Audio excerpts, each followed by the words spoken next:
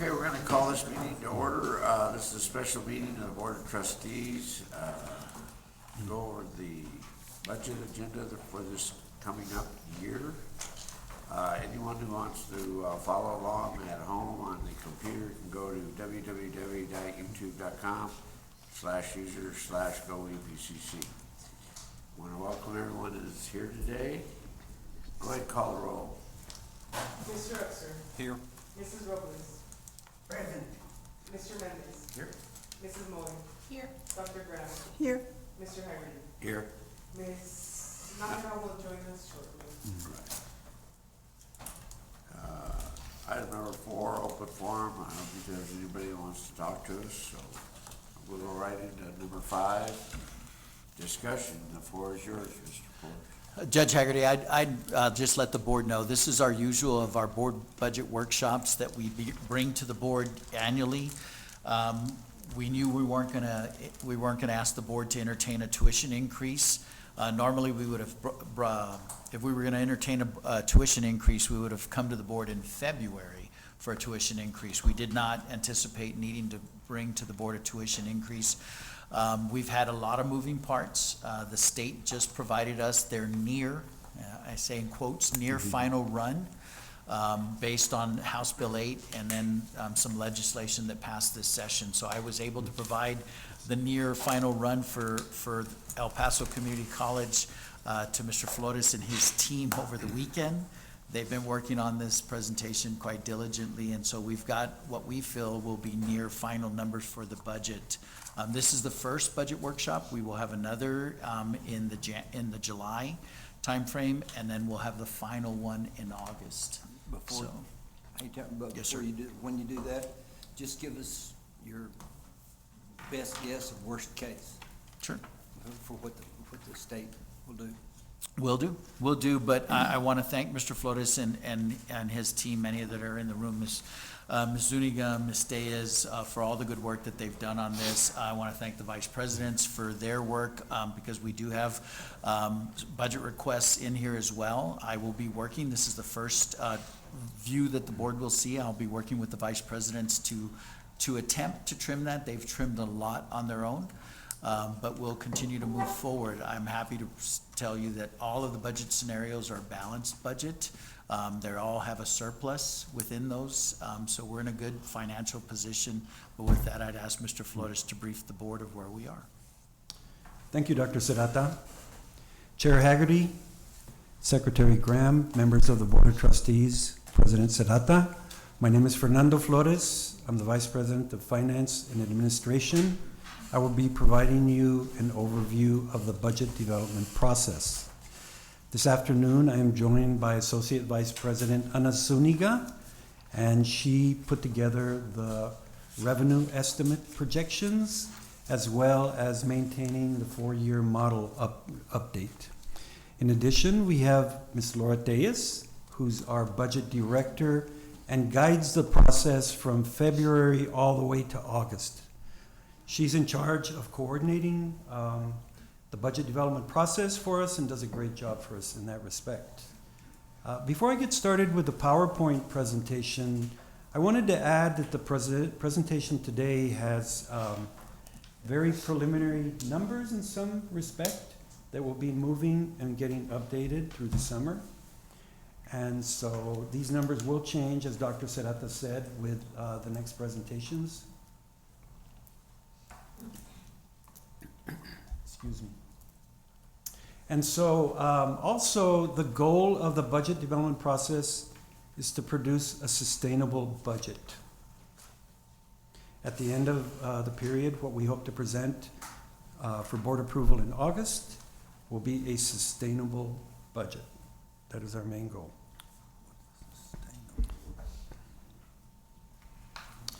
So this next slide shows the main items of the presentation we'll cover today. We'll go over an overview of budget development process for fiscal year 25-26. We'll look at an overview of revenue sources for fiscal year 24-25 and projected revenues. We'll look at the 24-25 adopted budget and projected expenditures. And then these next two items will guide the budget development for next year. We'll look at an overview of fiscal year 25-26 projected revenues. Then we'll look at the baseline budget. This is based upon the submission by all the executive level that's represented here on my right. And then that will result in preliminary budget strategies. That's more a compilation of the projected revenues, expenditures, and different scenarios for your consideration. And then the four-year financial model has been updated. And then we'll look at next steps for adoption of the fiscal year 25-26 budget. I know that many of you have seen this slide before, but there's a couple of newer board members as part of the team, so I will review it again. In February, the budget workshops were presented by Ms. Steyes to district staff. She holds 2 workshops per year where they are updated on the budget process. If they have any questions, any new managers are provided the opportunity to attend, and she provides hands-on training. People can log on to their budgets in Banner, and so she does a great job with that. In February also, the budget requests are completed by the executive level that is represented here today. March 7th is the deadline for their submission of budgets. March through April, the Budget Office compiles all of those submissions by the executive level and produces a baseline budget from their submissions. We'll be seeing the baseline budget in later slides. April through May, meetings are held with the vice presidents to review their respective budgets to see if they have any questions, anything that we can help them with on their budget development. That's their opportunity to review what they're submitting and ask us any questions that we might help them with. In the May time period, we meet with Dr. Serrata and present him the baseline budget based upon the executive level submission. And so we go over the revenue projections and talk about any budget strategies that we need to consider, any salary enhancement options that might be supported by the projected revenues, and we have those kinds of discussions. After that, in July, we're going to review and approve additional funding requests that have been vetted by Dr. Serrata. That has not happened yet, so that's going to be our next step in the budget process, and usually results in lower numbers, I might add. So in June through August, we present workshops to the board as the numbers are firmed up and we get clarification on any issues on funding that we are seeking. And then results in August with the adoption of the budget by the Board of Trustees.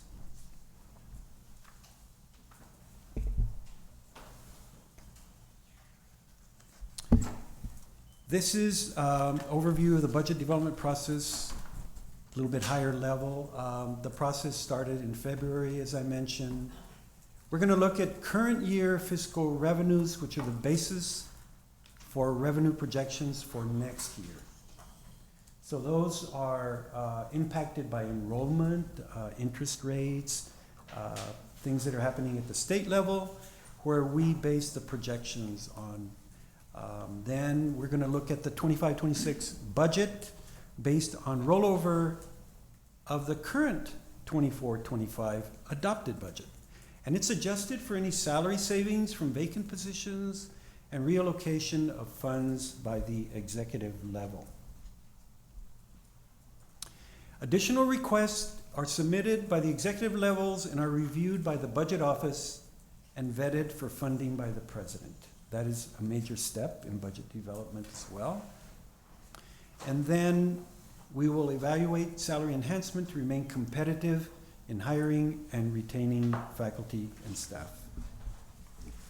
So these are some of the key timelines that are going to guide us in our process. And as a reminder, the board has to approve a budget by August 31st.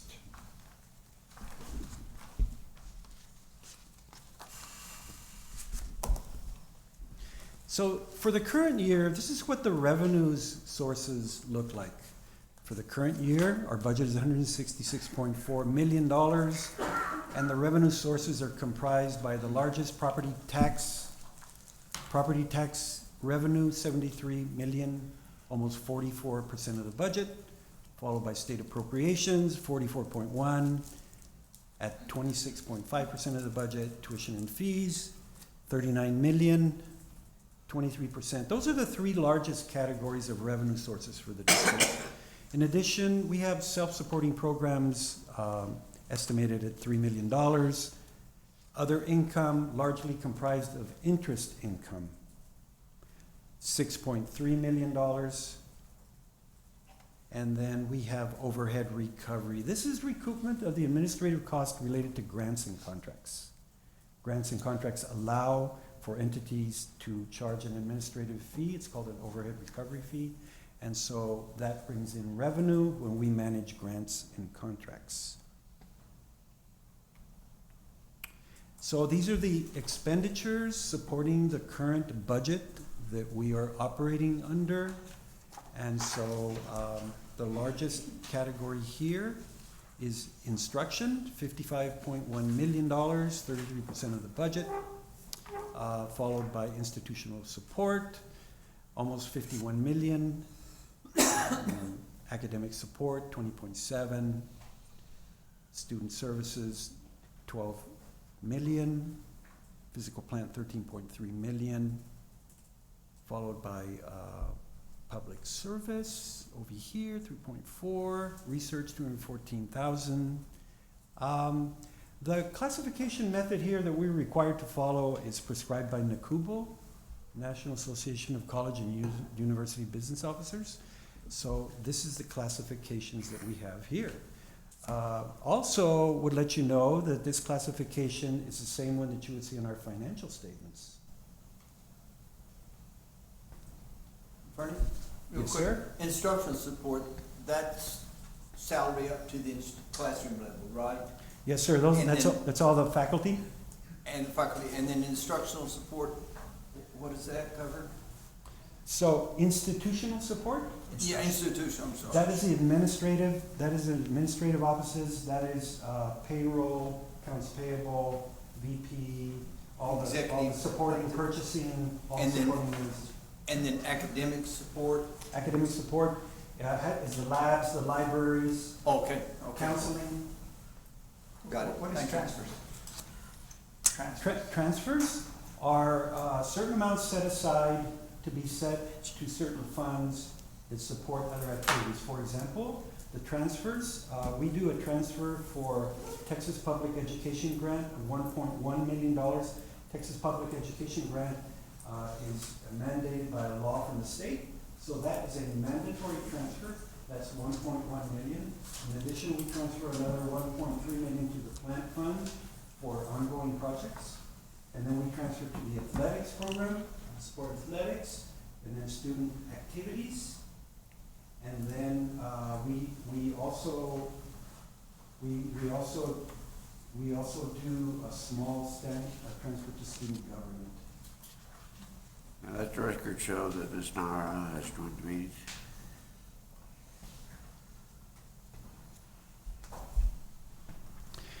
So I'll go into more detail on the slide later on for the proposed year.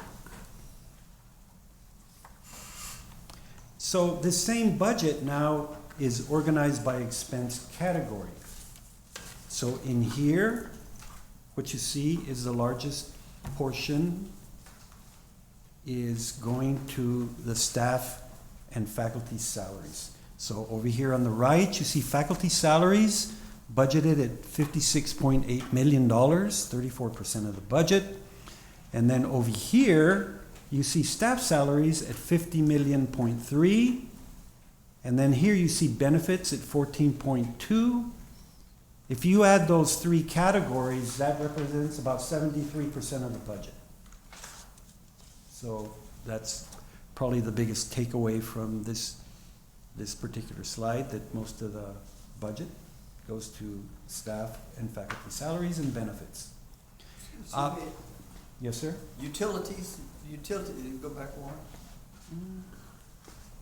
Supplies and services, is that where utilities is? Yes, sir. So we're gonna pay a lot more for electricity, you're gonna put it in there.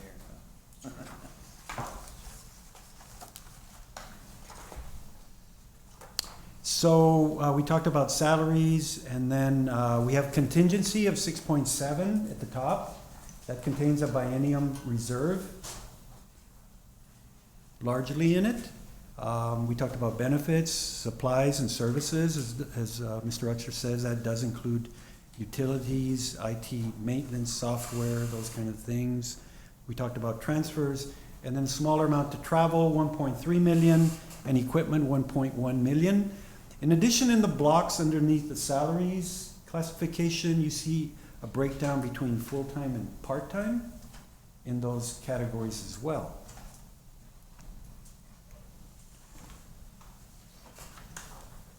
So now we look at how we're doing in the current year.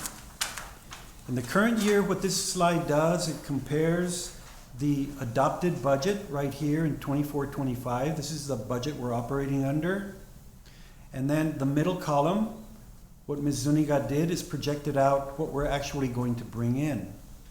And then we have a variance in a percentage compared to the adopted budget. So as we can see on the state appropriations line item, we have a variance of $4.7 million to the good, up 10.7%.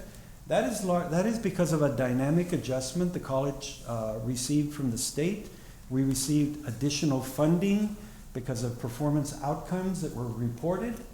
Can you please repeat that for the judge to hear? I heard that. Wait till you hear how much we're gonna get this year. Is that the 48 is the number you can, your best guess, I mean, which This number you is got the- last night, is that it? No, this is the current year, Mr. Uxer, and so it's a dynamic formula now with House Bill 8, with the passage of House Bill 8. And so they fund us based on projections. When our actual outcomes came to fruition, and we certified those with the coordinating board, the funding level was increased about $4.7 million based on our actual outcomes. So that's That's attributed what to we all think of the is gonna faculty. continue this year. 4.7. So the projected revenue is higher than the adopted budget revenue, 10.71%. The next item, overhead recovery, we're expecting a small decline. We're adjusting that number as we do the budget development. That is the overhead recovery from grants and contracts. So a very small decrease there. Under local funds, the tuition and fees line item, comparing the adopted revenue budget of 39.1 compared to the projection of 42.5, we have a positive variance of 3.4 million on the tuition and fees. That is because of the gradual increase in enrollment that is occurring. Incidentally, we ran a report yesterday and summer is up 12%. Still holding at 12% up, which is very good. The fall, at the moment, very preliminarily, is up as well. So tuition and fees, that is a positive variance of 8.7%. Property tax revenue is projected to be $75.8 million, positive variance of 2.7. What happens on property tax revenue when we budget for that? We budget very conservatively. The tax office discounts the values by 2.8%. Certified values that they give the college are lower by 2.8% of what the valuations are. So the number that we book is a conservative number. And that's provided to all the governmental entities in El Paso, the 2.8%, because they might have some lawsuits that are occurring, large refunds that may happen, and they don't want it to hit the entities all at once. So it's a very good thing that they do on our behalf. So because of that practice, where they certify lower values to us, you can see the outcome that we're projecting. We're going to bring in 2.7 more than we budgeted. So that's the result of that. And then we have other income that has a positive variance of $4.4 million. The other income, the big item in there is interest income. We budgeted very conservatively at $5 million for the year, but our interest income is about $9 million so far. We already almost doubled the budget.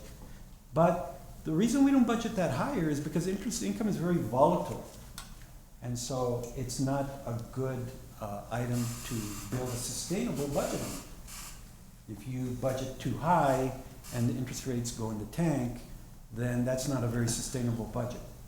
So consequently, we budget conservatively for interest, and this is a result of that. So when we look at that subtotal there, we are looking at a positive variance of 10.6 million for the current year, up to this point, up through local funds. And then we look at self-supporting, projected revenues are gonna be 1.584. That doesn't mean we're gonna have a deficit. This is only projected revenues. In a while, we'll look at projected expenditures. Self-supporting accounts, by definition, break even.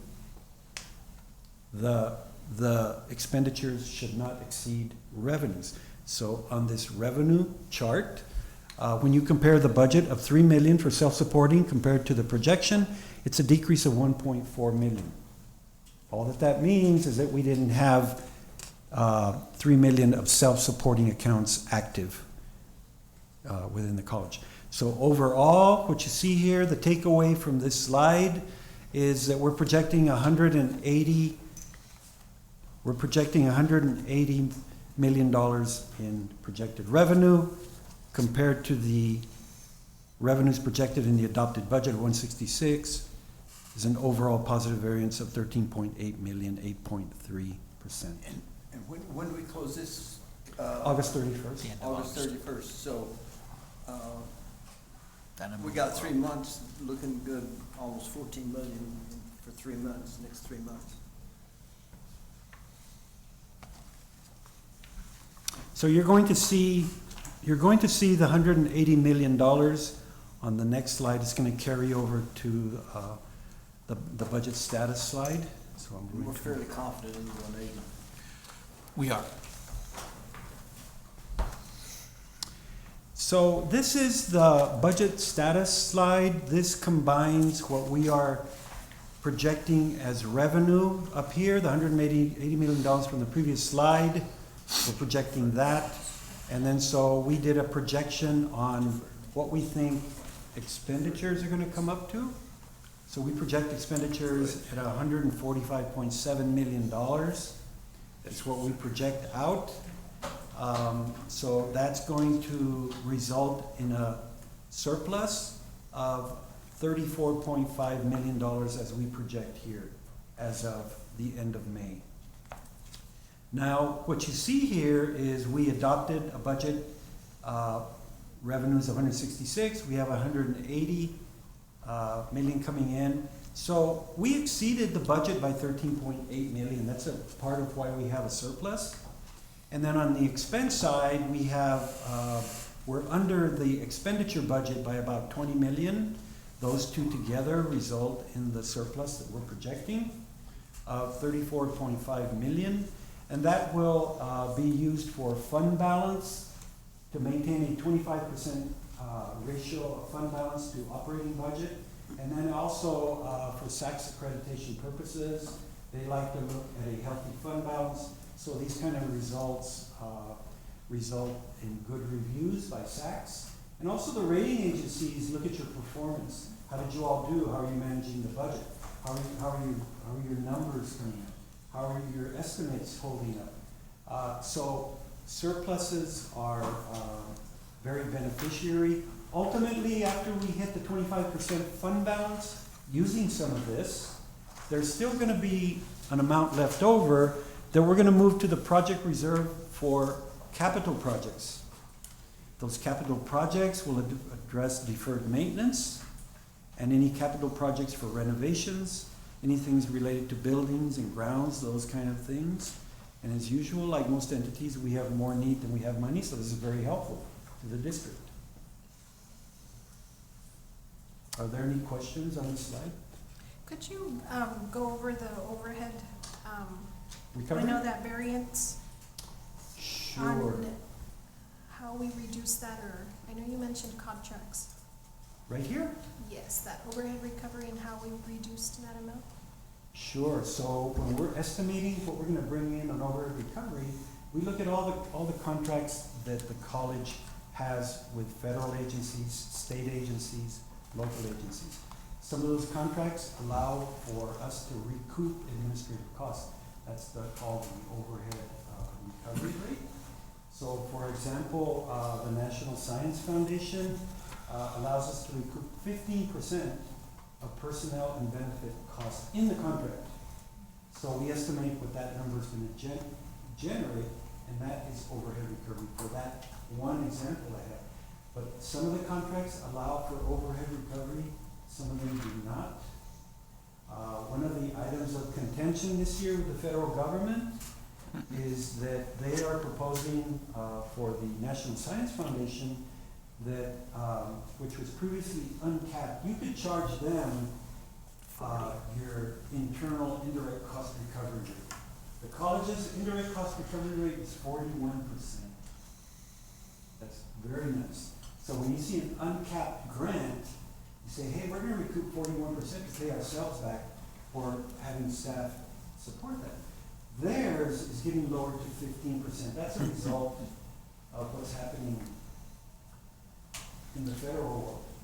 So far, that's the only one on the overhead recovery that's being impacted. So this decrease here, this MOI, shows less activity that we're having in the grants and contracts. Okay, thank you. You're welcome. Are there any other questions on this slide? I do. Yes, sir. Do we carry vacancies at 10 million a year? So, right now, that's the value of vacancies as of May. That number is gonna grow. Yeah. That number is gonna grow as people leave the college, and we may not be recruiting, or it's taking us a while to find somebody. That contributes to that vacancy number.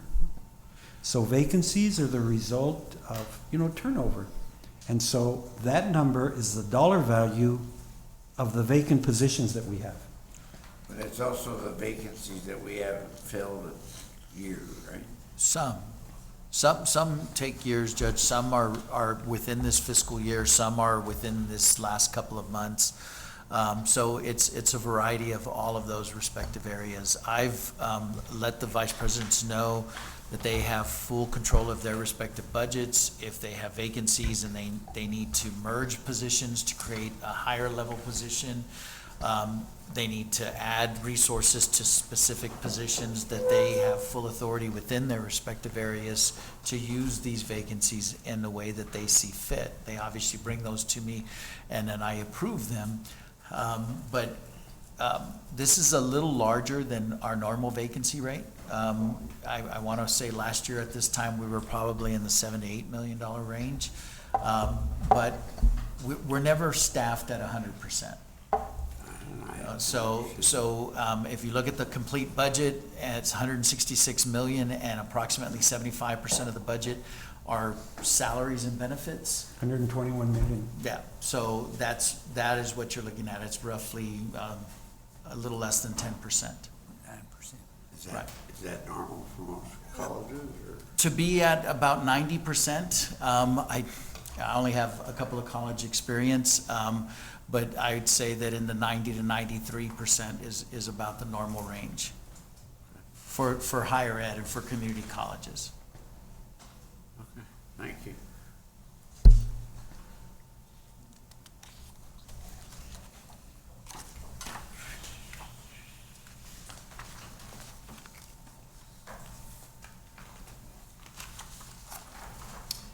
So moving ahead to the planning for next year's budget. For 25-26, the 89th legislature has met, and so as a result of that, they determine our near final run appropriation amount. And so that's based upon performance measure outcomes. And they talked about payment methods and refined this during the current biennium. That has happened. Also, the state House Bill 500 increased the funding for community colleges by $89.5 million. That was because community colleges outperformed the forecast that the coordinating board did. So those two things have happened. The tuition and fees that we are going to project for next year are based upon the tuition rate schedule effective for this fall. We have not raised tuition since fall of 2020. So that is still the same tuition rate. And it's also based upon current year enrollment. I mentioned to you that summer is trending higher, but we're budgeting very conservatively at the enrollment for this year.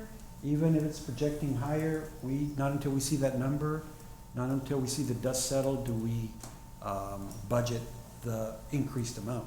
So we're budgeting flat the current year's enrollment, and there's no tuition rate increase planned for 25-26.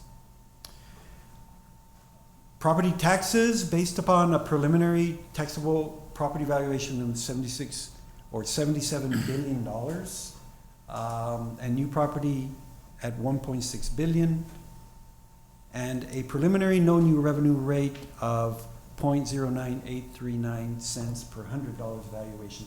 This is a very preliminary number.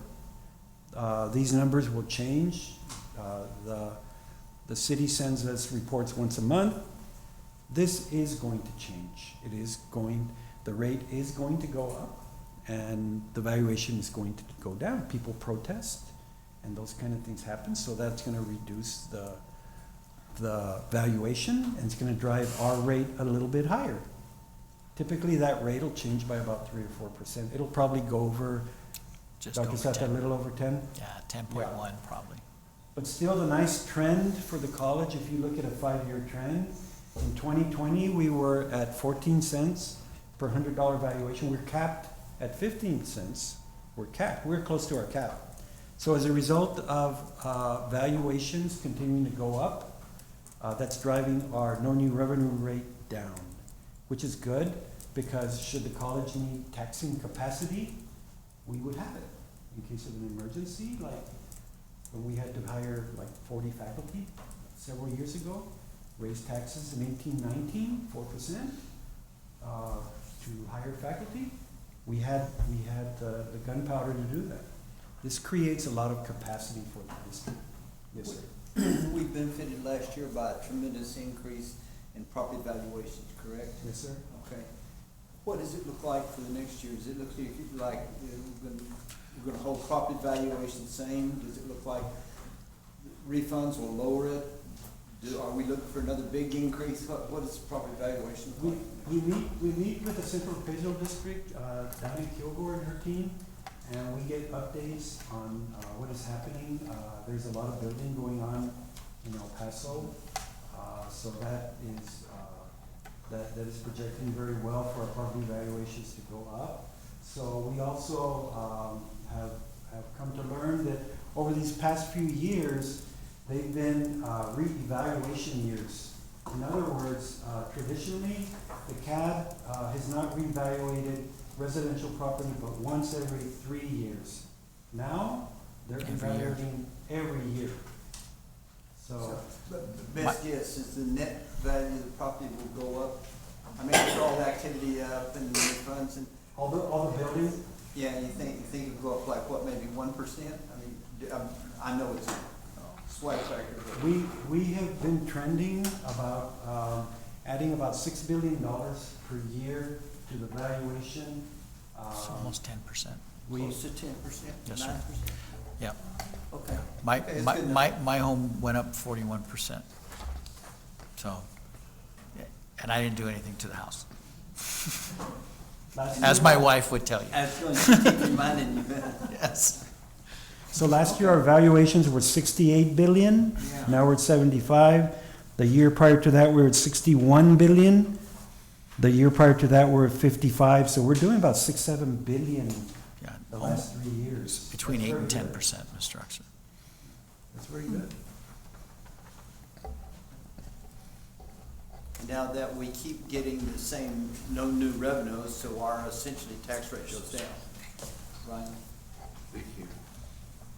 That's correct. So the no new revenue rate adjusts, and we're only entitled to receive the same amount of revenue we received last year, but that doesn't take into account the new property. And so as a result, we see Mr. Flores and his team normally budget for about $1 million more in revenue from tax annually. But we have the option as a board, as an institution, that we could then change our own tax rate ourselves. That's correct. I mean, up to 8%. Yeah. If you choose to increase it. If Yeah. you choose to lower it, there's no percentage. But if the board chooses to increase our tax rate, we can go up to 8% without a election. If you go beyond 8, we have But to we're have an not election. precluded from, okay. We're not. That's legislation was passed in the 2021 session that restricted school districts, cities, counties, they went from 8% to 4%. We worked hard at the state level that community colleges were not included in that, so our rate has remained at 8%, despite us only doing that twice in the last 25 years. Okay. So another factor, so some of the other factors in the strategic planning for the budget development process, there's gonna be discussion, consideration for a salary enhancement for employees. And then, as we've mentioned earlier, additional funding requests that have been submitted by the executive level that are gonna be evaluated for consideration into the budget. And then the last two bullets, continued impact of GASB 68 and 75 on unrestricted net position. So those are amounts that are unpredictable to us. We get a hit of between $1 and $6 million to our fund balance every year. So we don't budget for that. But as you saw by the budget surplus on the budget status slide previously, that's absorbed into any surplus that the college might be realizing. So there will be impact from the GASBs. We don't find that out till about October when we're closing our books, and then we come back and book it. So we don't know what that is. We're dependent on the state giving us that information to book. The last item, there's another new GASB 101 on compensated absences that we're gonna have to implement this year. And so we expect an impact of about $200,000 for that. And what's that cover, sorry? So GASB 101 is being changed. GASB 101, or GASB on compensated absences, says that you have to book a liability on August 31st for everything that you owe in vacation and sick leave That's pay. crazy. So for many years, we've been booking the vacation balance that's owed to employees, and bring it down to dollar value. And then we pay off 10% of any sick leave balances, that has a dollar value. So we book a liability of about 4.3 million. And so whenever we book a liability, it has an offset to an expense.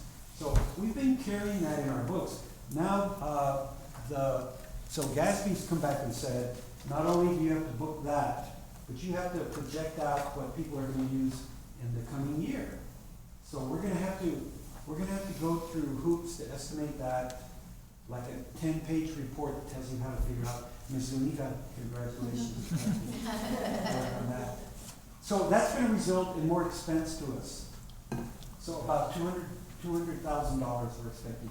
So who's on the GASB board? Who comes up with all these new formulas? So the Governmental Accounting Standards Board, GASB, Mr. Flores' Is- colleagues.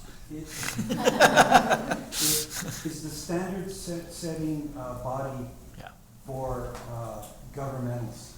On the private sector, it's FASB. We're on the governmental side, we're GASB. So So, if we don't comply with the pronouncements, we could get an unmodified opinion in our annual financial report. And so that would be really bad for us. Our annual financial report is critical to getting Pell funding. Governmental entities look at how our internal controls that. I mean, that has so much impact, the financial report. We don't have a choice in the GASBs, Mr. Haggerty. We don't have a choice. We have to comply with that. Oh, I know we have to comply, but it seems like they come up with a new one every year. Like I said, GASB 68 and 75 impacted us by $100 million right to our fund balance when those hit in 2016. So that money just sits there. 18, boom, Do we get any interest on that money? we do. Okay. We do. Great question. Each GASB, like GASB 8 has an identified, target. Yes, sir. Each Requirement. GASB has a different focus. Okay, each GASB, and how many GASBs are we subject to now? 75? They're up to 101. They're up to 101. How many of those are fully funded? As Well, far as not we're all concerned? of them result in increased liabilities. They have a different area of focus. They have, some of them can be display, how you show deferred outflows and inflows, which won't have an impact. It'll just mean disaggregating information and presenting it differently. Yeah, But with regards to 68 and 75, we are fully funded Okay. on those but repairs. those. We didn't used to be, Okay. we are now. As far as, actual financial exposure to what is required, we're funded up to, but not 101. We don't know what 101's impact's Well, going to be well, maybe yet, but not. we're estimating at least currently that it would be a few $100,000. $100,000 So Chump increase. change. we'd be able currently to cover that, that's correct. Okay. So those are the main considerations in the strategic planning for the coming budget development process. So we look at HB 8 funding model. As Dr. Serrata said, we got the near final runs. That sounds really not so final. Anyway, we are budgeting that amount in the revenue projections for next year.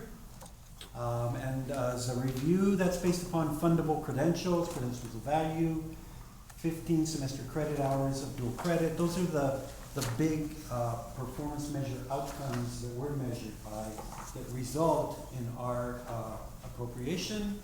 And then on top of that, if the students that help us with these outcomes, if they are economically disadvantaged or academically, we get a little bump as well, a small amount. So it's a pretty complicated formula, and then adult learners, we get a little bump. Yes, sir. This is a funding model for next year, right? And this is projected state funding, and what we're projecting is that our projected revenue is 48.8.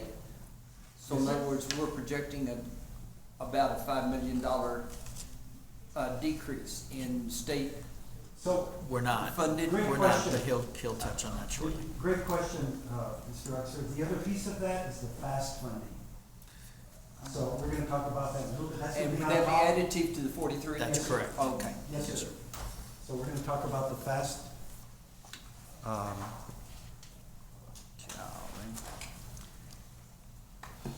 So these are some major Do we rule have to change- hire somebody separately just to keep track of the government? The full employment. So these are some of the major rule changes that have occurred that impact our performance outcomes. So these are the new rules now that are gonna affect our funding. They limited stacked credentials to one award per type per student per year. The new credentials, a value test for associate degree. They shortened the return of investment period from 10 years to 5 years. And they've also said that they have to have a salary of $30,000.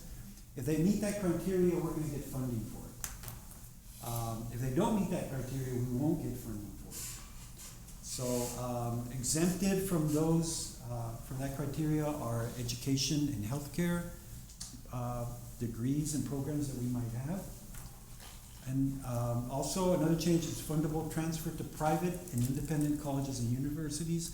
Formerly, we only got credit if they went to a public college or university. Now, the transfers to private institutions, those are called, referred to as ICUTs, independent colleges and university transfers. Then they also are maintaining the credit hour threshold for institutional credential leading to licensure or certification. So those are the changes that have been built into that appropriation that you saw earlier, the 43 million. These changes are already reflective into that number. What is a new credential? I think I know, but the first, second line, what's? Oh, the What- new, no, what he's referencing is, the current credentials, but what we did is, at the state level, so, I'm presenting to the board today on the legislature, so I'll give you a preview of what I'm gonna speak to. When we worked on House Bill 8 with the coordinating board in the legislature, we set a timeline of 10 years, and that, within that 10-year period, every single credential that the college produces is considered a credential of value.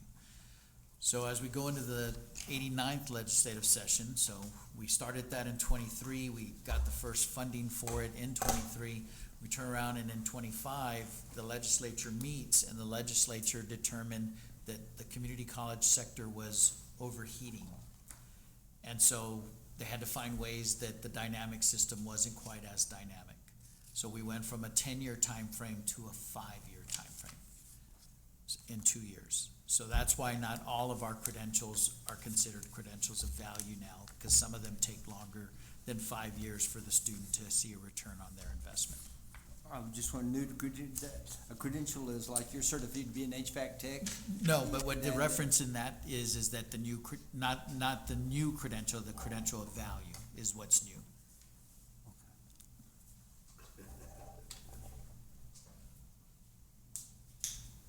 I was just wondering, does that mean that you're getting paid for adding new CTE programs? We essentially? would, Yeah. but he's not referencing credentials, he's referencing the theoretic how credentials of value are measured. Okay.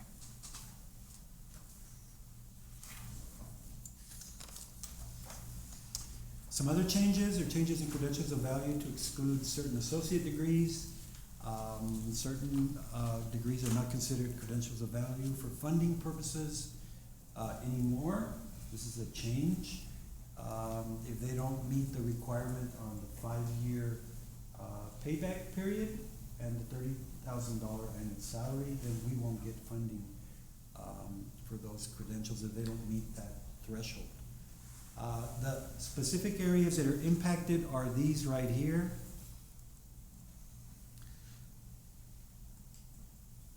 We did an analysis of those 6 zip codes, and we produced approximately 450 degrees in those respective areas. So we anticipated that would be a $1.7 million hit to appropriations. Are these mostly stuff that would take longer than 5 years to get? It takes, because all of those are intended to transfer. Yeah. Those are degrees intended to transfer, and so they really shouldn't start the clock until after the student receives the baccalaureate degree. But they're starting the clock as soon as the student enrolls. And that was a change from the prior year. Before that, it was a 10-year period, but their logic was universities are given 10-year and colleges are given 10-year. Colleges should be a 2-year program, so it should be half of the 10-year. So they reduced it to 5.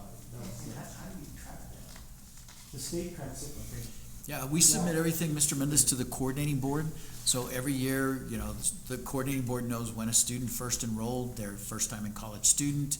They turn around and measure the student as they go forward. So we submit all of our data to the coordinating board, and then the coordinating board crunches that data and determines what they're not. I've gone back and forth with Commissioner Rosser as well as Deputy Commissioner Troutman on some of the measures that they're looking at. So as we went forward, they were saying, well, it's taking students 5 years to earn an associate's degree, and I'm looking at your data that you produce, and it indicates that we're taking 3.7 years to produce an associate's degree. But that's full-time students, and they're looking at everyone, full-time and part-time together. The important thing is that they have to hire 2 people to carry all the data.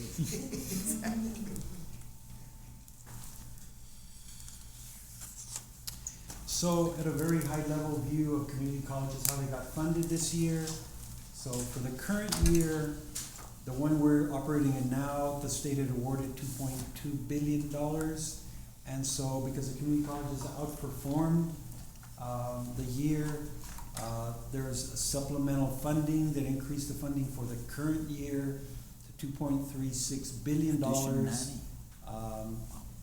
And then for next year, the amount is gonna increase to 2.4 billion for the community college. So as the funding is increasing, the funding reflects all FY '26 new laws and rules proposed at the, by the coordinating board August special board meeting, where they'll be approved. This funding does not include, Opportunity High School diplomas. I think we are a site for that. And, third-party credentials, and any anticipated, fiscal year '26 dynamic adjustment or fiscal year '25 settle up. Settle up means that what you perform compared to what they forecasted for you, and then they'll settle up with you if they owe you anything. Yes, sir. Okay, now, legislature meets on biennium every 2 years. Does this read every 2 years, or did you get to review it every year? Every year. Every year, Every year, and the coordinating board will make those adjustments, and so then we will see funding either go up based on outperforming or go down. If it goes down, it's not taken out immediately, it's taken out in the October of the following year.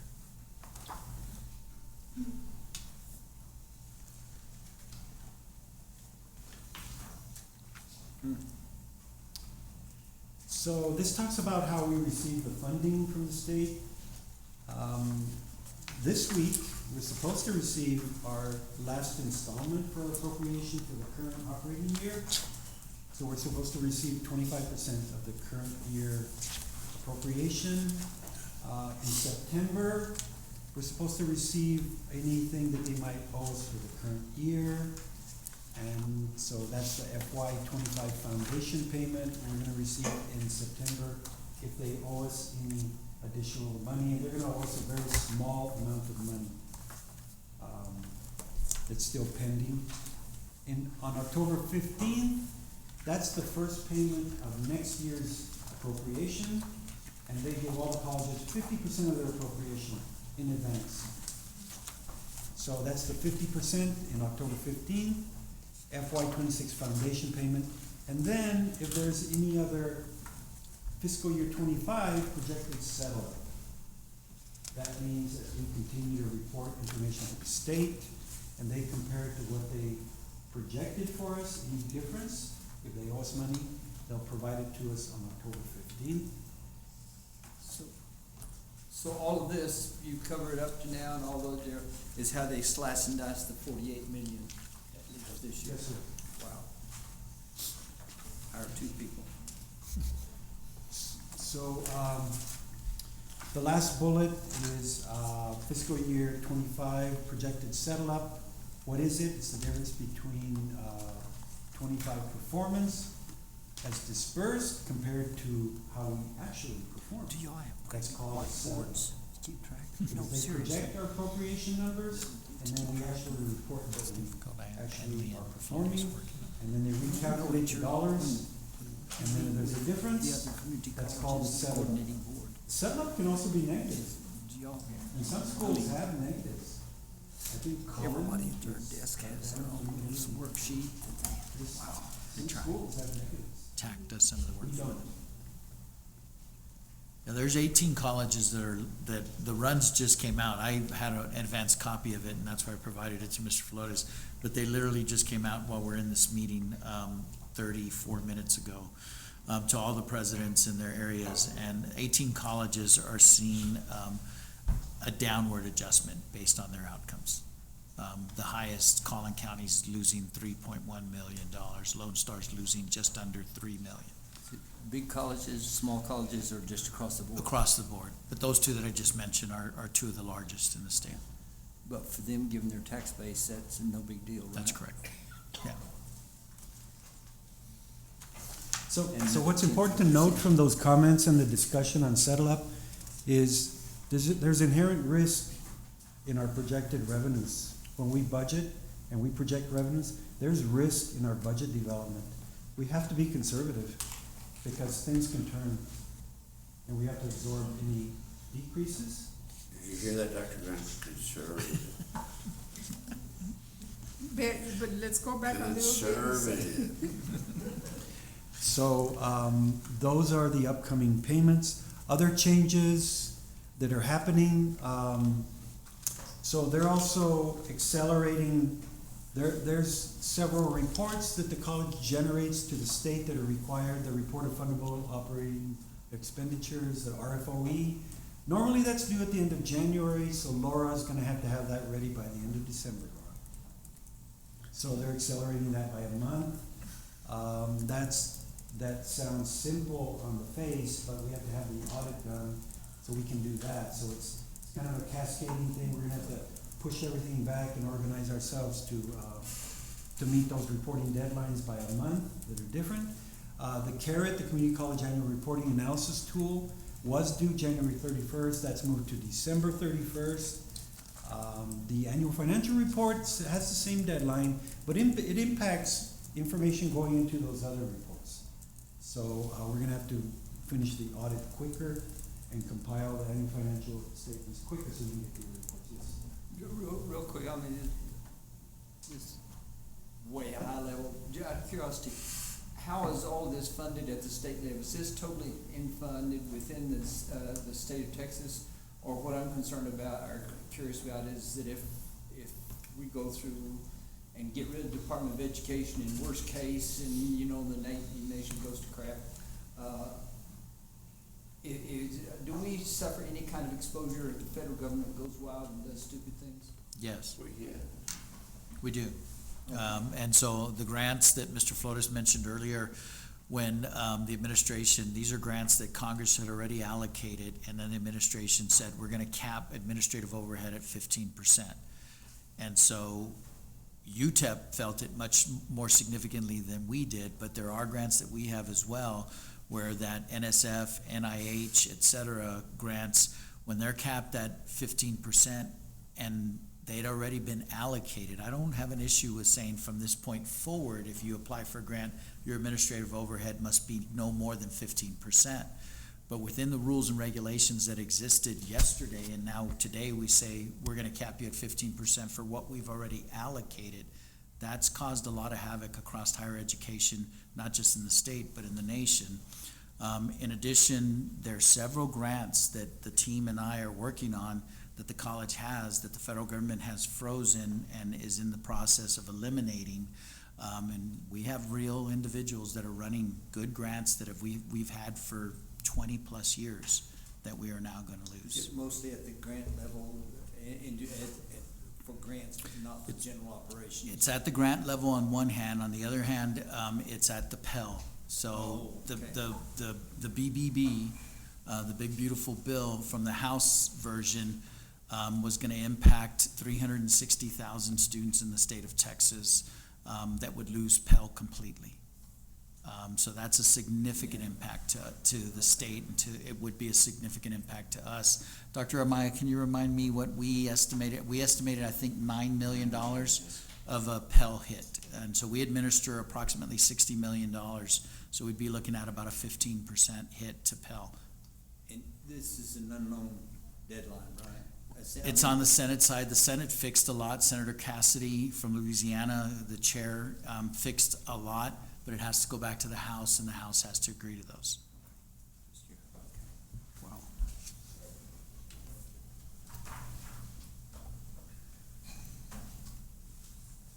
So things look good for now. That's why you gotta be conservative. We don't know what the government's gonna do. Oh, yeah, I do, and I won't like it. They gotta cut. There's another bill, at the state level that's gonna impact us, Senate Bill 1173.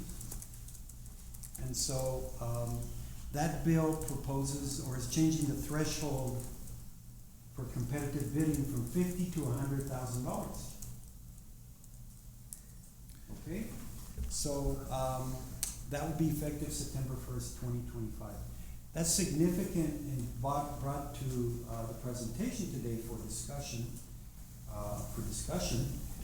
because right now we take to the board competitive purchases 50,000 and higher. We have to take it to the board for approval. And so that is the board's choice, the amount that we take to the board for approval. We have to competitively bid them, because that's what the state says, but that threshold is going from 50 to 100,000 that the state is raised at. So, the discussion here is for the board to understand this change and to consider what in September you want us to take to the board for approval. For perspective, in 2009, the threshold went from 25,000 to 50. So the board at that time said, well, the threshold for competitive bidding went from 25 to 50, then only bring to us for approval items, competitive items, competitively bid items for 50,000, so it changed in 2009. This is the same thing happening, going from 50 to 100. So the board can decide what you want us to take to the board for approval. That's your decision. You can keep it at the 50, or you can say we want to move with the change that the state's doing. It's my understanding that Austin Community College requires 150,000 to be taken to the board. Now, they still have to comply with the 50,000 bidding rule from the state, but their board has decided 150 and greater. That's just an example. I'm not advocating for that. It's just an example. But it's your choice what you would like us to bring.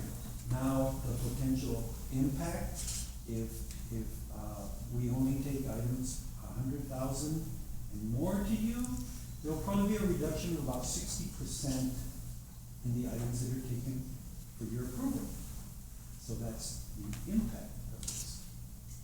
So this is for. Now, who approves them besides the board? Like, if it's gonna be 100,000, and let's say you already approved it on your end and everybody's worked on it, by the time it comes to us, it's already been vetted by the president and by everybody, right? Yes, That's ma'am, correct. Dr. Graham, and there's considerable purchasing rules Right. that Mr. Gallardo has to comply with.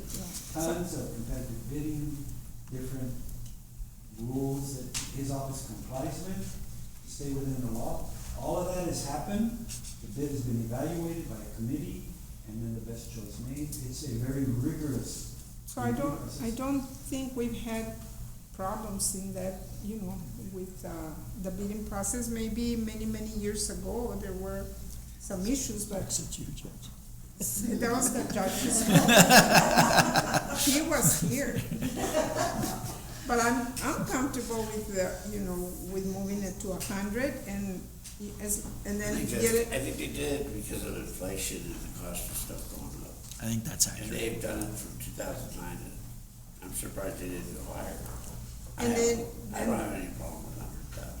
100,000 and then getting an information piece, just, a routine information at a board meeting, but not necessarily. If he's gonna spend 20, We- he still You has probably to get a spend lot that. of, like, let's say, we have this, I noticed this in. Mr. Mendez is talking.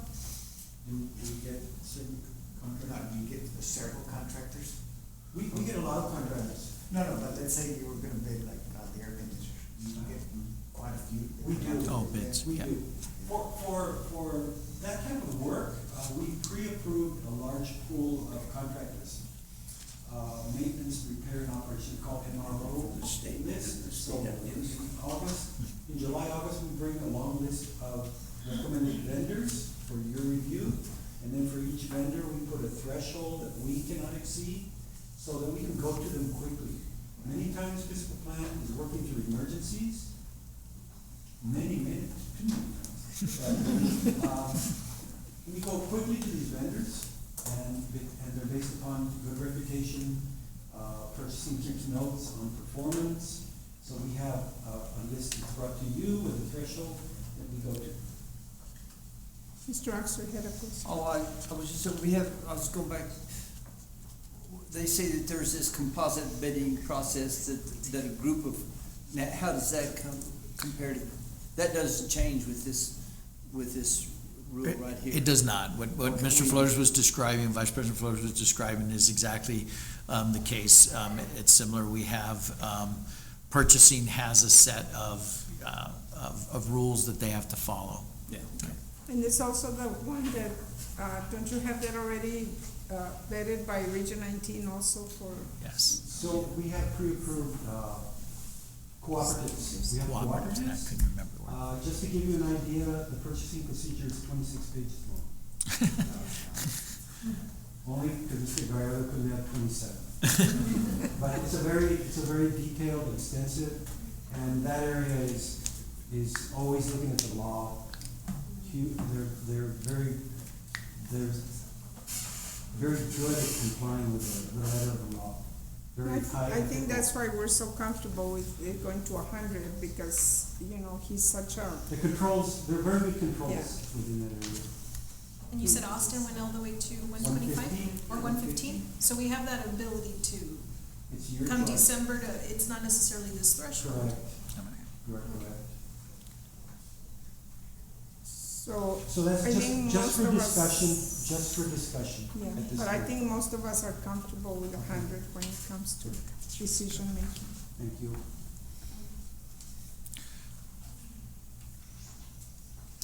So, Mr. Uxer, here is the financial aid for SWIFT transfer, additional revenue that we're projecting. And this one here, we know it's gonna change because by this point last year, we had received part of this funding. This year, we have not received, usually we are funded by semester, and we have not been reimbursed for our fall or spring yet, so the terminology fast here is, I don't know if it's probably. It's an oxymoron, yes. It's that, so, this number's gonna, this projection's gonna change for us, because we haven't received the results of the information we reported for the fall and spring, so that will be adjusted in the next presentation. This is the best information we have now. What we do know is the rate per semester credit hour is gonna increase from $56.87 per semester credit hour for dual credit or early college high school student to 58.52.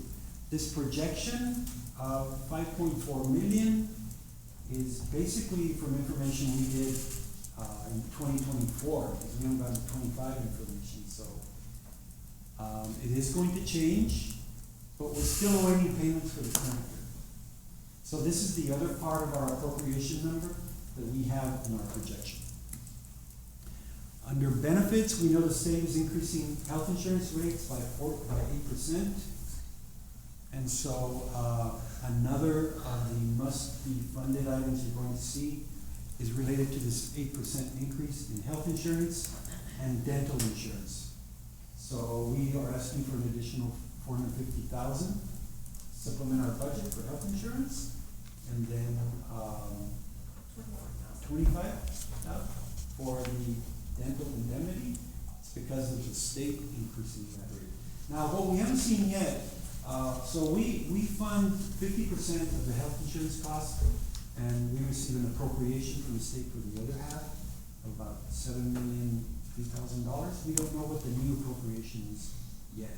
We're still waiting for that appropriation amount to know. Usually the state increases their appropriation for their 50%. We don't know what that number is yet. So these are other things impacting our budget development. On TRS, we don't expect a change in the contribution. Yes, sir. So funding for education at the state level is different for the community college than in four-year college than K-12 education. That's correct. But for healthcare and stuff like that, do they coordinate the whole thing? So, It's different for we're each. competitive with UTEP on health benefits or something. Not competitive, but we're not they have to negotiate theirs at a four-year level, and we negotiate as community colleges and that kind of thing. Well, the way the state funds each of those respective sectors is different. Okay, yeah. They can't even agree on that, huh? No.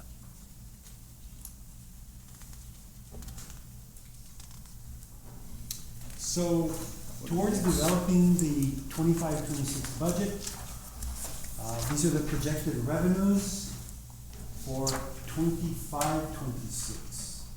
In the first column, we compare them to the current adopted budget revenues that we have as a basis for comparison. In the middle column, those are the revenues we're projecting for next year. So, for appropriation, we're projecting $49.5 million in appropriation. That is the foundation appropriation along with the FAST. 49.6. That's an increase of $5.4 million, 12.3%. Overhead recovery, for the reasons where this discussion was on overhead recovery grants, we're forecasting a decrease for that, but that's a changing number still. As Dr. Serrato said, the federal environment is changing, so that impacts our projections. So if they take the cap off of the NSF funds, then our projection may go up a little bit. Or if they make the cap more restrictive, then we'll bring in less overhead recovery. So we're subject to the whims of the state and the federal government on overhead recovery. Okay, so the 10-2 is what each vice president gets to take a chunk of? And salary increase, that comes out of the 10 million. Out of the, I'm sorry? Well, if you take our last year budget and this year budget that you're projecting, Oh, I see. that Yes. 10-2 is the, whatever the vice presidents decide they need in each one of their divisions, in salaries and, Supplies. The board determines our supplies. salaries. Huh? The board determines our salaries. Well, it's part of the deal, we gotta cover it. But if you can be absent, we won't have to cut anybody's salary.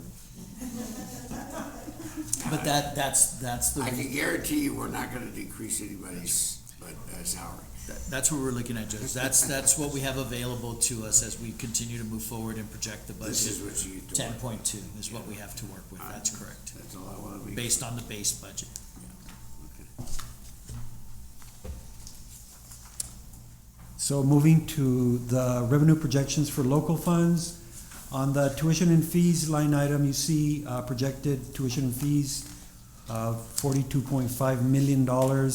That's based upon the enrollment in the current year. We're budgeting that flat. And so that results in additional revenue of $3.4 million, increase of 8.7% to that line item. And then property tax revenue, that reflects the tax on new property, the $1.666 million. That's what we will receive from new property. It's a nice increase. Other income, when we did this projection on interest income, the market was very different. The Fed said we're going to cut 2 times, and then rates are at the end of the year going to be at 2.25. Now things turn the other way. The Fed did not cut, and they're signaling no more cuts. So it's really difficult to project out interest income. What we do is we take a very conservative number, $5 million. We're going to keep it again. So that we don't think we'll go under 5 million. So that number is sustainable for us. So then the subtotal for projected revenues is $173.7 million. When we add self-supporting projected revenues of $3 million, the total projected revenues for 25-26 are $176.7 million. That's going to be the budget for next year, because we cannot exceed that amount. So that's an increase from the current adopted budget of $166.4 million compared to what's projected. So it's going to be a positive variance of $10.5 million, or an increase of 6.16% on projected revenues.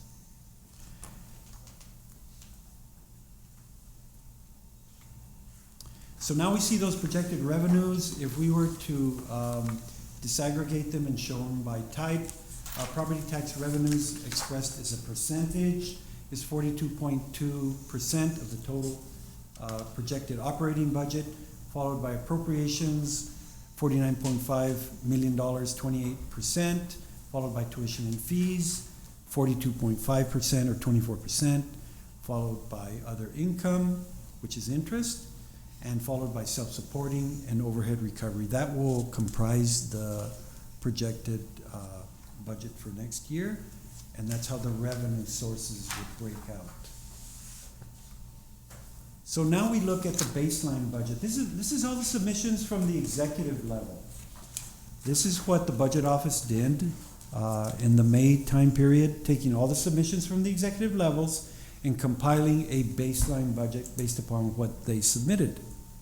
So that middle column is the baseline budget, and you see by executive level area what those projected budgets are that they're requesting.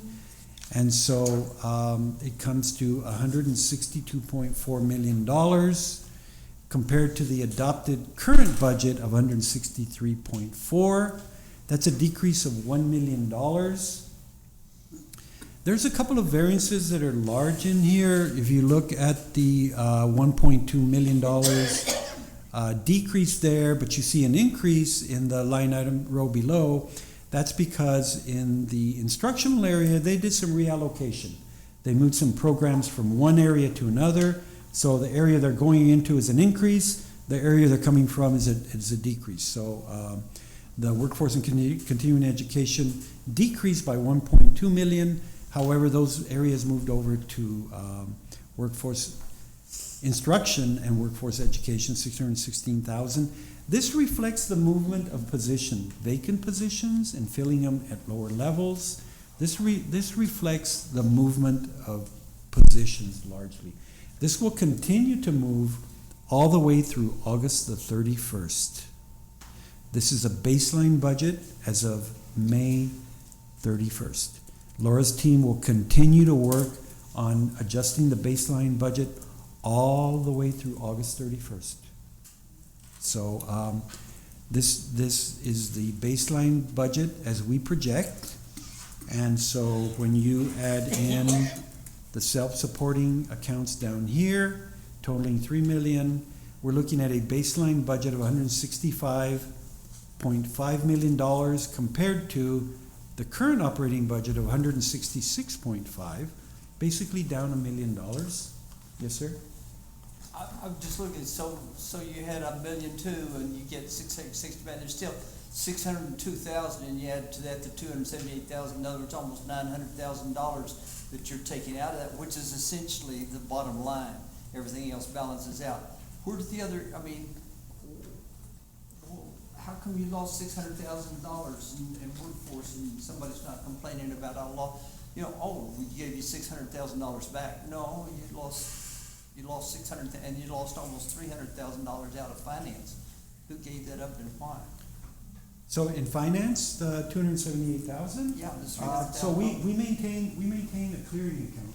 That clearing account is an account that is used to fund other activities that weren't originally budgeted. So if somebody says, I really need to buy this software, I need this item purchase, it's not in my budget. The finance area will do a transfer from the clearing account out, so that's a negative. So out, you're just saying this supplementing it. You're saying this next year, I just don't need $300,000 as much as I did last year. Yes. Okay. So that's the movement. Yeah, I Largely- understand that. Yep. It's just that all of a sudden somebody says, it's strange to see, I just don't need that much money. Huh. And it seems like workforce and continuing education still is, if you say I gave $600,000 to instruction in workforce,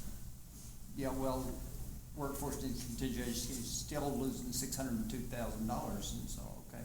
Yeah. If they think they can do So- a better so job the- with less, well, that's good. Yes. Okay.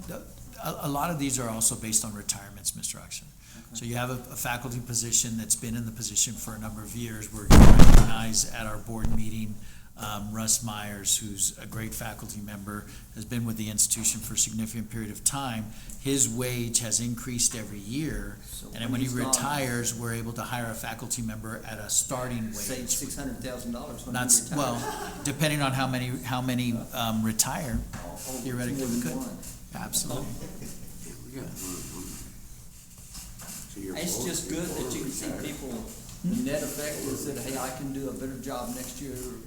I can do at least as good a job this year as I did last year, or last money. That's all right, particularly considering inflation is about 33%. Mr. Exner, if you don't mind me jumping in, a lot of that, $616,000 reflects the movement of the law enforcement academy Right. from, ADP Primizic's area to Josh Villalobos' mission. But your point is well taken. Yeah, I still, you know, I don't, you move it, but you still, somebody's coming up with $602,000 less, so.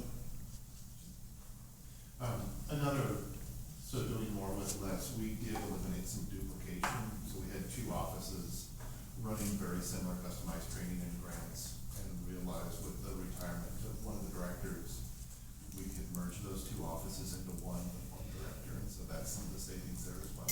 I'm not telling you that, you know, somebody sneaky would go back and justify having two offices and argue that you don't need to give up 600. I think you did a good job.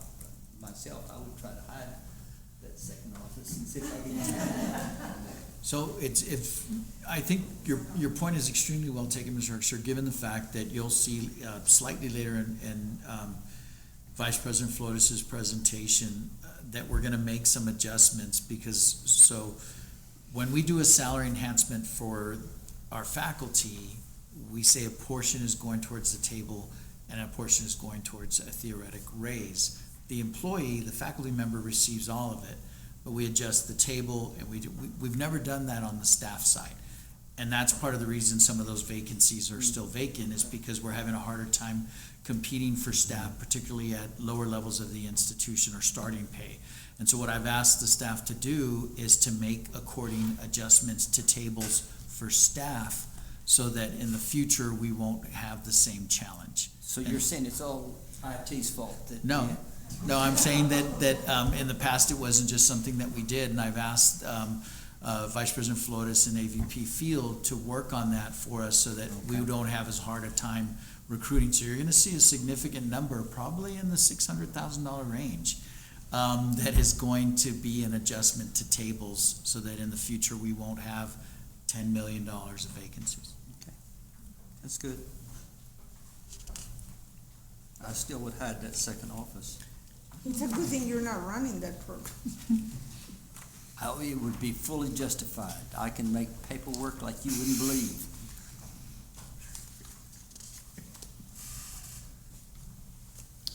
So now we look at the baseline budget. When you break it out by functional area, this is what it looks like. In this particular case, instruction is still the highest at $54.8 million right here, representing 33% of the budget, followed by institutional support over here at $50 million. Interestingly enough, when you combine instruction with academic support, that represents like 44% of the budget, and that's the way it should be, supporting students. And when you add student services to that, you're close to over 50% of the budget going to supporting students. So you see how the allocation of budgets is. Additionally, in here, you have, as part of the $165.4 million baseline budget, $20 million is dedicated to academic support, and also physical plant, $13.2 million, student services, $12 million, public service, 3.8, research, 214,000 over here, and then self-supporting 3 million, transfers of 7.5 million. So that is how, by functional area, the baseline budget would be distributed.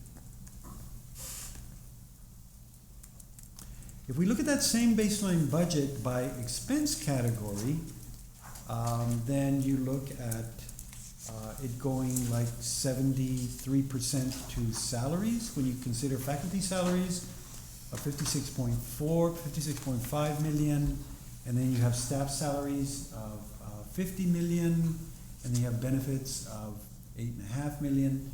Over 70% of the budget goes to staff salaries and faculty.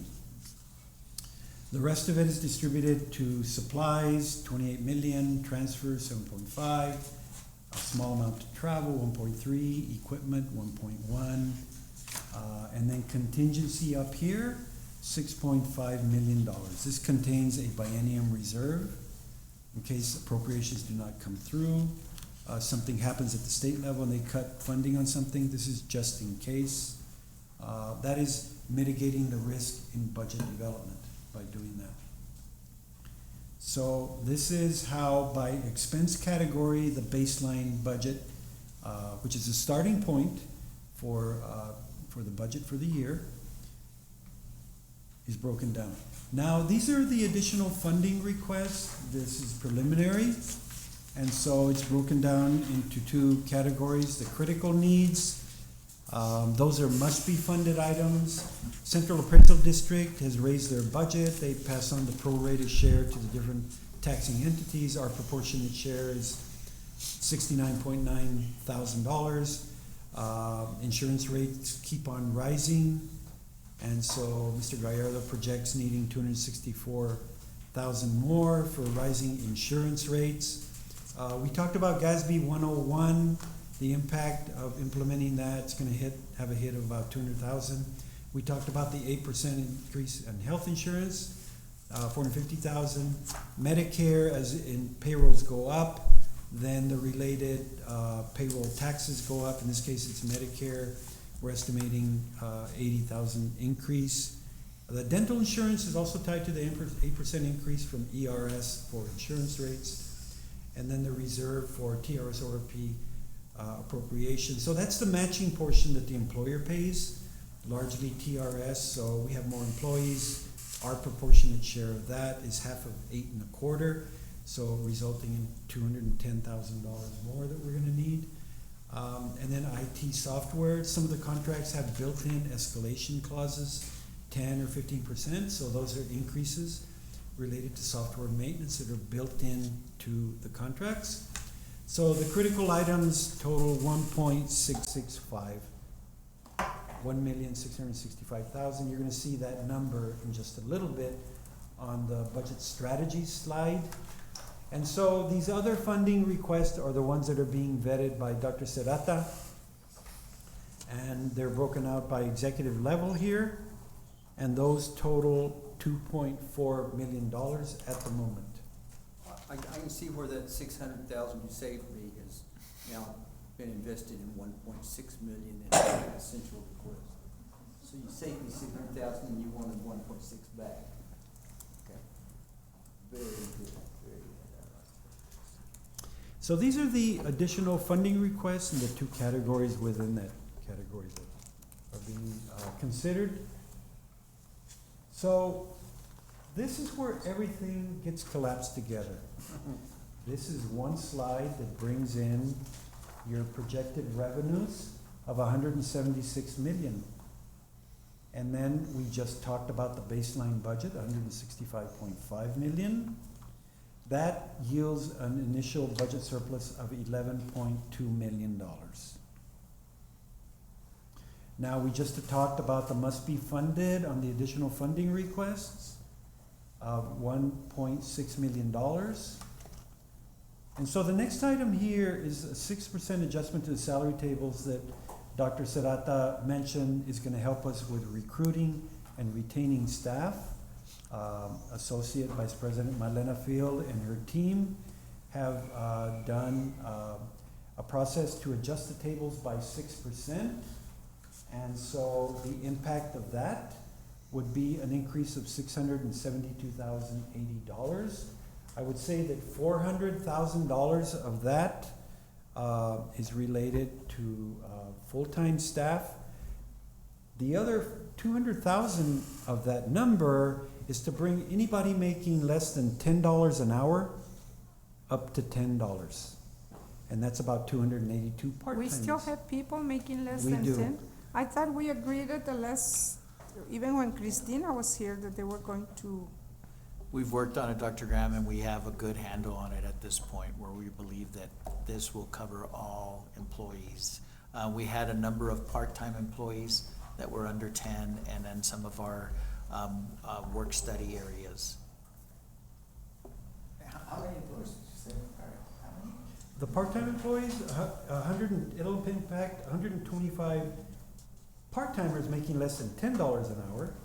And then on the 6% adjustment, it'll impact 395 part-timers impacted by increasing the tables by 6%. So part-timers are about 525 part-timers will be impacted by this increase. There'll be about 127 full-timers impacted as if the tables are increased by 6%. And then there's about 162 vacant positions that are in recruitment that would be impacted as well. So all together, the 6% increase is going to impact $463,000, raising the part-timers to up to $10, has an impact of about $208,000. All told, this increase right here that will help us recruit and retain staff has a current value of $672. What I would tell you is when this study was done by by Ms. Fields' HR team, it doesn't consider if the board does a salary increase, then this table amount will go down because we did it before any salary increase. So if you do a 3% increase as an example for the next year, the 463,000 will probably go down to 230,000. So this number here is very preliminary because we don't know what the board's going to approve as an increase. But it will help with retaining and recruiting staff. As Dr. Serrata mentioned, we have a lot of positions, the lower levels that are making under the amount that these tables would be adjusted to, so they'll see a bump from that. This increase will only affect one administrative person. Only one, the majority of the rest will be classified staff that will be impacted. And on the $10 increase, bringing everybody up to $10, there's only 3 full-timers that were affected by that. All the rest were part-timers. So this process will help align those dollar values. I don't know, Ms. Field, did I leave anything off? No, other than again, how critical it is that we adjust the tables, because it's been since 2016 that we haven't seen any adjustment at all to the tables for the employees, so it's critical that we do something so that we can attract employees and retain who we have. Thank you. So that has a value of $672,000. So these are kind of 2 items that we feel are very important to approve, these 2 increases, and that will still yield a surplus of $8.9 million. And so you saw the value of the additional request at $2.4 million here, and so that would leave still, if that was funded, an amount to increase the biennium reserve by $6.5 million. Now that's the very basic column here. What you have in the 1%, 2%, 3%, up to 5% scenarios, we've added the value of a salary enhancement at 1% in case we wanted to do some multiples or half of a percentage, you know what 1% is valued at. But here you see the value of a 2% enhancement, 3%, so forth and so on. if we look at the 3% column here, what we see is with a 3% salary increase, which is close to what inflation is, you still see a surplus of $3.4 million that would go to the biennium reserve. So these are at the moment, with the preliminary numbers that have been presented to you, how the outlook is going forward.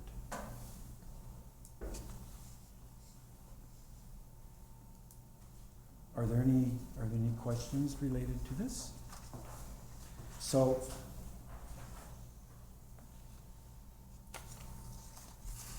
next we're going to talk about the 4-year financial model. It has been updated and has current numbers in it from last year. And so this model chooses to analyze future capacity. Should we need to raise something, then the model is available for that. If we wanted to raise tuition and you chose to approve tuition rates, this model could project that. If you felt the need to raise property taxes, this model could project that as well. It is a tool to use in modeling different budget scenarios that might be considered. And so it tracks revenue sources that are trending higher than in previous years. If enrollment is growing, it can tell you what the impact of that might be. If state appropriations are growing as well and there's changes, we can model that. Also, other factors or assumptions, it covers 2 legislative periods, so it covers 4 years, in case we need to do that. If you wanted to consider, as I said, tuition increases, which are not on discussion or recommended, and also it implies steady property valuation increases, and assumes regular salary enhancement. So this is a static model. This is a PDF of the model, and so it has a lot of information in it, and it has a lot of pieces to it. And so this is what the model looks like. And then the second part of this model shows the impact of fund balance. That's a little bit dizzying, I know, but it's the process we go through in case we want to consider increasing fund balance. We maintain a fund balance of 25% of fund balance to operating budget, and so those considerations are in here. It considers transfers to project reserve, a lot of different things. So at this point, I don't know if anybody has any questions related to the model.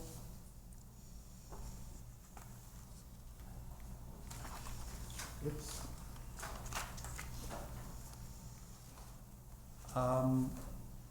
The next steps going forward, we'll continue to recruit efforts for summer and fall registration. Update revenue projections with final state appropriation numbers that might be provided. Hopefully we'll get the FAST funding that will help us project that better. And Ms. Tejas will continue to compute the no new revenue rate as she receives updated information. And we'll get the final appraisal roll in July. And Ms. Tejas' team will continue to move the baseline budget for vacancies and hires and all that is going on. She'll continue to advance it forward. And then Dr. Serrata will be reviewing additional funding requests that have been submitted. And then we'll prepare for the final budget presentation workshop to the Board of Trustees, which will be in the last board meeting. Planning for adopting the budget June 30th. We should get updated property appraisal. July 25th is the deadline for getting certified values. Early August, there might be either in late July or early August. Probably August, Mr. Early Forbes, you're August. right. There should be a board meeting. That board meeting is very important because that's where the salary enhancement, if one is going to be passed, needs to be passed for HR to have enough time to update the banner system. So that's why that is scheduled in early August. That's a very important date for us. And then finally, August, the regular board meeting will, with the adoption of the 25-26 operating budget and the no new revenue tax rate will be approved by the Board of Trustees. So that completes the presentation. If there's no questions, then thank you. Thank you. Thank you, Mr. Flores, good job. And we don't need to go on executive session, so we're adjourned.